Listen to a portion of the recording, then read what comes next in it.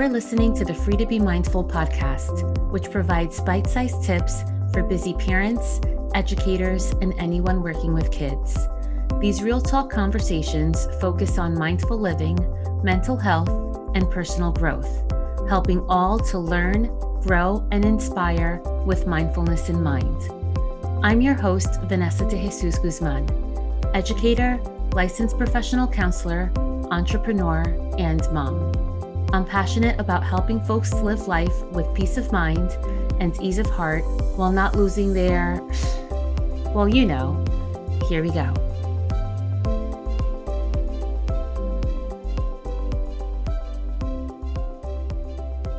Have you ever tried to practice meditation but have no idea if it's working or even if you're doing it right?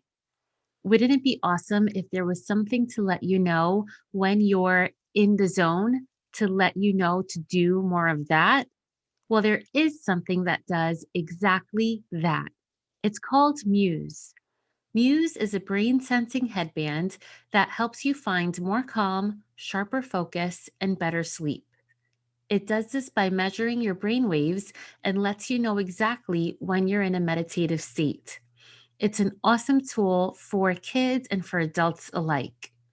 You can get 15% off any MUSE product by clicking the link in the show notes below. Check them out at choosemuse.com.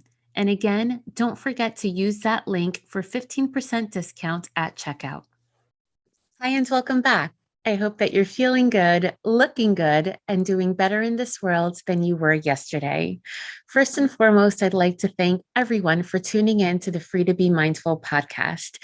I'd also love to thank all of those who subscribe, rate, and review each week so that others can find the podcast and know that it suits them as well. So today, August 15th, is National Relaxation Day. And how apropos to really put this holiday in the middle of August.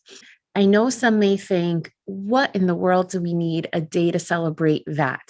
But when you really think about it, worldwide, but most specifically in the United States, we're really not all that relaxed. Our blood pressures are through the roof. The anxiety levels are very high. And just the way that we walk around on our day-to-day basis can really be questionable when it comes to relaxation and calm. Keeping up with a lifestyle that's so fast-paced has a lot of impacts on us, which are negative to our physical health as well as to our mental health. And that is why it's so very important to take time out to literally learn to relax, which is something that perhaps none of us have been taught in school or at work. But now more and more, as mental health is being more widely accepted and practiced, especially the concept of mindfulness, it seems that more and more kids as well as adults are being taught on how to relax, which is what I'd like to cover with you today. So, of course, our way of living has a big impact on how relaxed or not relaxed we are. We all know that in our everyday work, and especially in our lives as parents, sometimes our anxiety levels go through the roof, and sometimes we are a little bit more calm. US News and World Reports actually put out 16 low stress jobs that are found in the US. Check these out with comments from the peanut gallery here. Landscaper and groundskeeper. I guess it must be relaxing, just you in the grass. Web developer, massage therapist. Now I know I'm relaxed when I go to visit my masseuse. I hope that she is too. Genetic counselor, wind turbine technician. I'm not really sure what that is, but it sounds interesting. Dental hygienist and dentist are on the list, which is really interesting because they may be relaxed, but I'm not so sure I'm relaxed when they're working on my teeth. Cartographer, mechanical engineer, orthodontist and prosthetist, occupational therapist, physical therapist assistant, orthodontist. There's a big theme on dental hygienists. That's really interesting. Data scientists, Statistician, which makes me unrelaxed just hearing that job title, and software developer. Now, of course, they say there really aren't any jobs that are totally stress free, but supposedly these careers come pretty close. So if you're looking for a career change, maybe look into one of those. So, like I stated at the beginning of the episode, when we are under a lot of stress and when we don't frequently and consistently engage in conscious relaxation, it can take a lot of toll on our physical and on our mental health. So, how in the world is it that we learn to relax? Well, of course, we learn through practice. And it's really important to take note that not one thing is going to be the answer or the one size fits all for everyone, because everybody finds different things relaxing. So, for some, fishing may be a very relaxing hobby. For me, the worms, the fish, not so much. There is a website, outofstress.com, that provides 84 fun activities to help you relax and de stress. Some of these activities include practicing yoga, listening to music, meditating, painting, going for a walk, watching the sunrise, taking a hot or cold shower, playing a board game, going for a swim, a massage, spending time with a pet, abdominal breathing, writing down your worries, taking a saltwater bath, singing or dancing, cutting down on processed foods, watching your favorite childhood cartoons, listening to a guru, spending a few minutes being mindful, wake up early, go on a long drive, learning to play music, reading a comic book, hugging a tree, watching children play, sitting on a swing, living without technology for a day, shopping, eating out, dropping the resentments, sitting around a campfire, fishing, spending time alone, daydreaming, stargazing, stop and smell the flowers, gardening, going to a beach, trying self-hypnosis, listening to om sounds, playing with a singing bowl, visiting an ancient temple, practicing gratitude, cuddling, creating something, drawing a mandala, visiting an aquarium, trying essential oils and aromatherapy, listening to the birds, creating more space, donating your old clothes, indulging in old memories, going to a meetup, visiting a butterfly park, conversing, biking, stretching, listening to dolphins and whales singing, taking a sound bath, walking barefooted, taking a nap in a hammock, renting a comedy movie, trying stress balls, progressive muscle relaxation, staying in a treehouse, watching Bob Ross paint. That's a personal favorite. Listening to live music, watching live stand-up comedy, connecting with your body, using a scalp massager, doing some bee breathing like humming, going for a labyrinth walk, creating a mini Zen garden, drawing labyrinth on sand, watching some street art, hula hooping, walking on dry leaves, participating in a drum circle, doing some static stretching, playing with Play-Doh or modeling clay, and drinking herbal tea. So that's a quick rundown of some relaxing activities that outofstress.com provides.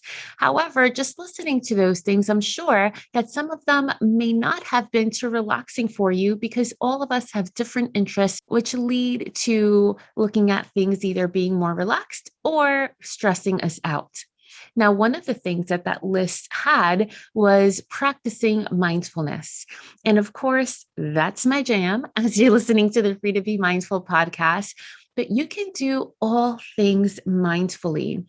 And whether you liked something that was on that list that I just mentioned, or whether you like doing something else, playing golf, for example, cooking, anything that wasn't on that list, can do those things mindfully too. So again, mindfulness is bringing awareness to the current moment, to the right here and right now. I practice mindful movement when I salsa dance, believe it or not. So yes, there's music going and I'm dancing with a partner. However, my mind isn't anywhere else but on that exact moment and just being attentive and aware on where hands are and where I'm going to place my hand in order to catch the next move. Another layer of mindfulness is kindness and curiosity, and more importantly, letting judgment go. And when we engage in activities like this, then we do experience a wave of relaxation because we may be at peace or at ease or experiencing some happiness. And now the trick is remembering to do these things that bring us peace and relaxation and do them when we are perhaps in a more stressful time or environment.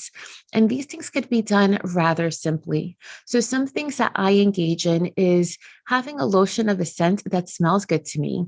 So if I just need a 30-second break, I put on some lotions, I hold it to my nose, and it relaxes me, especially when it smells like the beach. Something else that I do is on my device, I have a screensaver that has positive quotes, inspirational quotes, and pictures of my family. So when I either zone out, I see these pictures and it reminds me to pay attention to what I'm doing, but it also calms me because it's things that brings me peace, joy, and happiness. Something else that we all have to our disposal is if you wear a smartwatch or even having our phones, is putting a timer on. It comes along with some apps, or we can put on a timer on our own. And when the notification comes up, is really being intentional on not swiping up and dismissing, but really taking that moment, 30 seconds, and just taking a breath.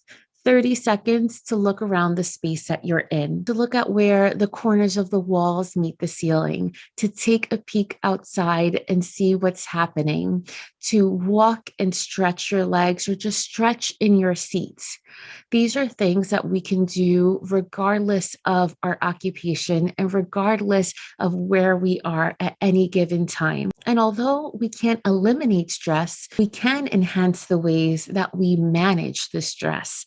And that there is the trick to relaxing every day and not just on August 15th, which is National Relaxation Day.